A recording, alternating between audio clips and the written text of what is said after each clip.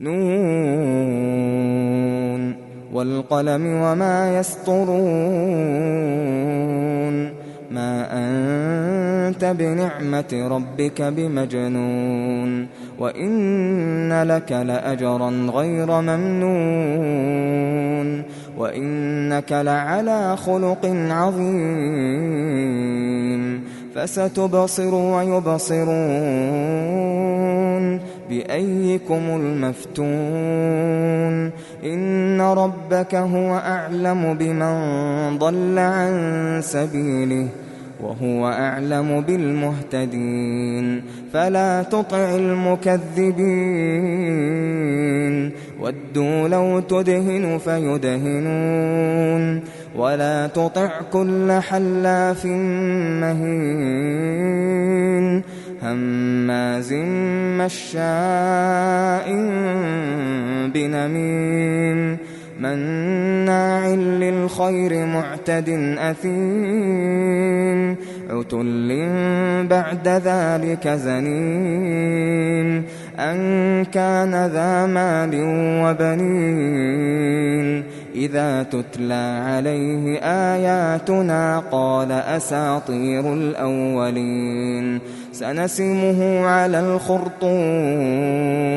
إنا بلوناهم كما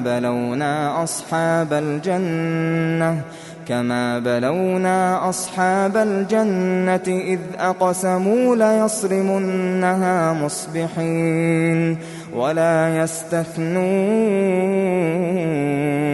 فطاف عليها طائف من ربك وهم نائمون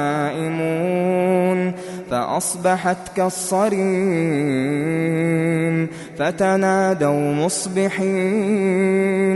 أن اغدوا على حرثكم إن كنتم صارمين فانطلقوا وهم يتخافتون ألا يدخلنها اليوم عليكم مسكين وغدوا على حرد قادرين فلما رأوها قالوا إنا لضالون بل نحن محرومون قال أوسطهم ألم أقل لكم لولا تسبحون قالوا سبحان ربنا إنا كنا ظالمين فأقبل بعضهم على بعض يتلاومون قالوا يا ويلنا إنا كنا طاغين عسى ربنا أن يبدلنا خيرا منها إنا إلى ربنا راغبون كذلك العذاب ولعذاب الآخرة أكبر لو كانوا يعلمون إن للمتقين عند ربهم جنات النعيم أفنجعل المسلمين كالمجرمين ما لكم كيف تحكمون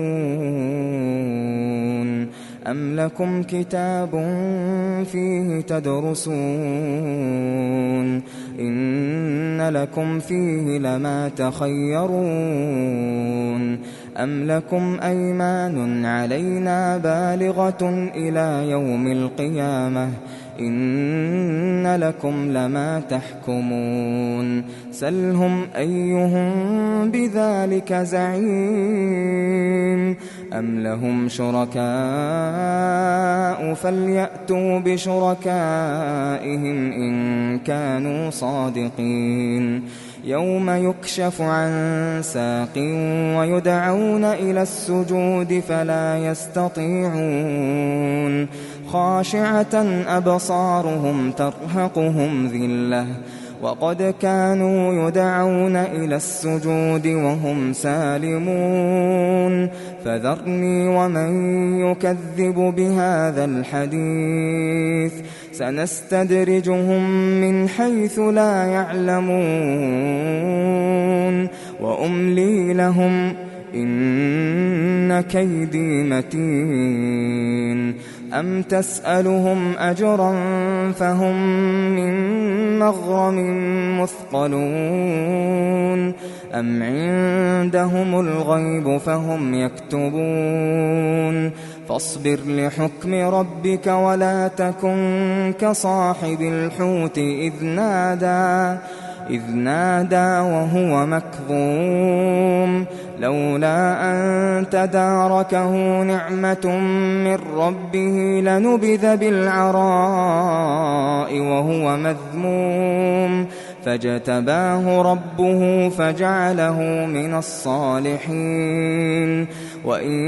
يكاد الذين كفروا ليزلقونك بأبصارهم لما سمعوا الذكر ويقولون إنه لمجنون وما هو إلا ذكر للعالمين.